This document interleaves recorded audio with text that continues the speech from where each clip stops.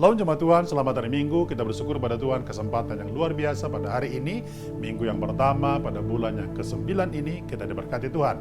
Kita percaya perjalanan kehidupan kita senantiasa ditolong Tuhan dan senantiasa dalam pemeliharaannya. Bulan yang ke-9 atau bulan September ini tema besar pelayanan kita adalah kesehatan keuangan.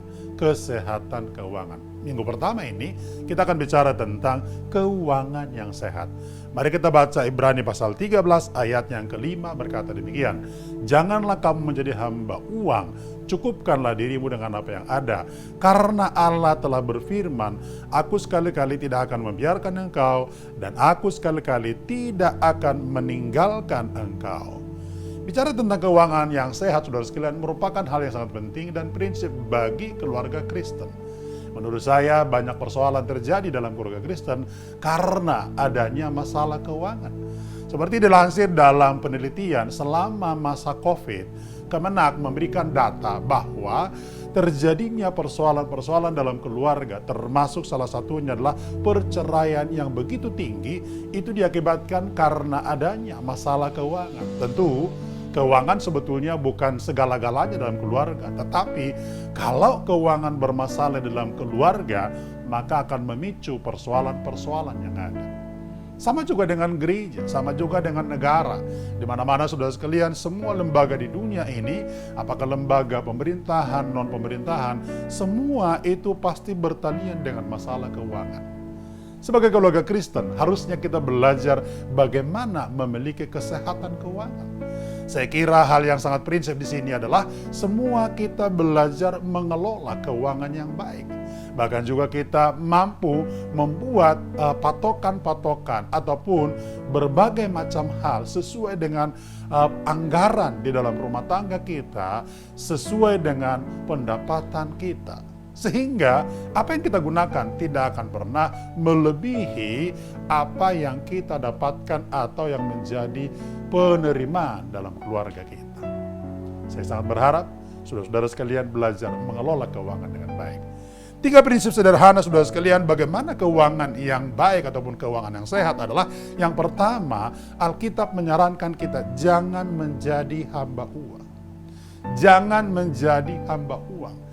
Dalam ayat ini dikatakan, janganlah kamu menjadi hamba uang. Artinya, saudara, semua kita tidak boleh menjadi hamba uang atau diperbudak oleh uang.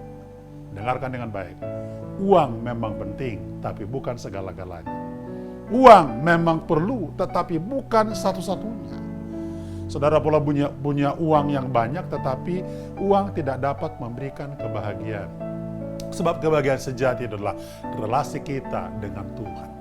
Itu sebabnya Alkitab mendorong kita bersama-sama, jangan menjadi hamba uang. Artinya bahwa hidup saudara tidak boleh semua-muanya diukur oleh karena uang. Atau hidup kita tidak boleh semua-muanya berpatokan hanya kepada uang. Saya sangat percaya Tuhan mengerti kebutuhan kita bersama-sama. Itulah sebabnya keseimbangan dalam hal ini perlu kita pelihara.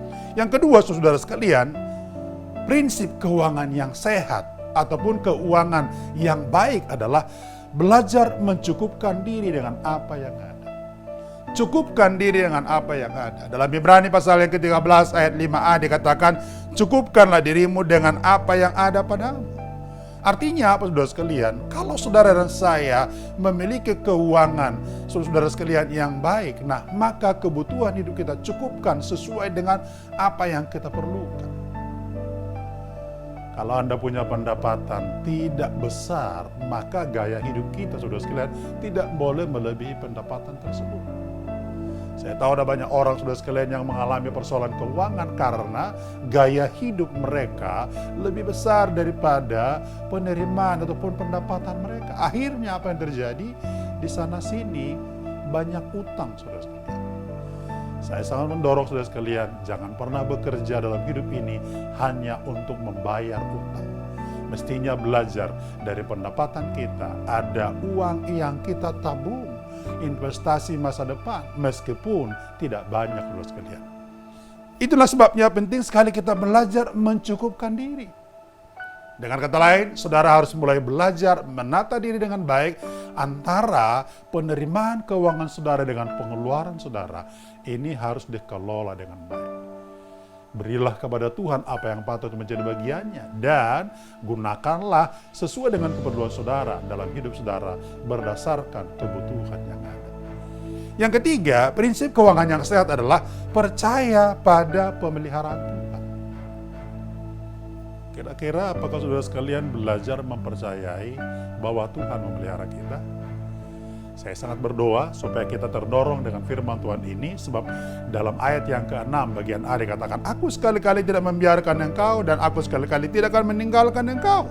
Sebab itu dengan yakin kita dapat berkata, Tuhan adalah penolong. Bila saudara dan saya percaya pemeliharaan Tuhan, saya yakin dan percaya keuangan kita, kesehatan keuangan kita akan terjadi dengan baik. Doa saya, mari mulai bulan ini belajar mengelola keuangan secara baik sehingga antara penerimaan kita dengan pengeluaran kita semua seimbang dan hidup kita bisa nikmati dalam damai sejahtera daripada Tuhan. Selamat hari Minggu, Tuhan memberkati.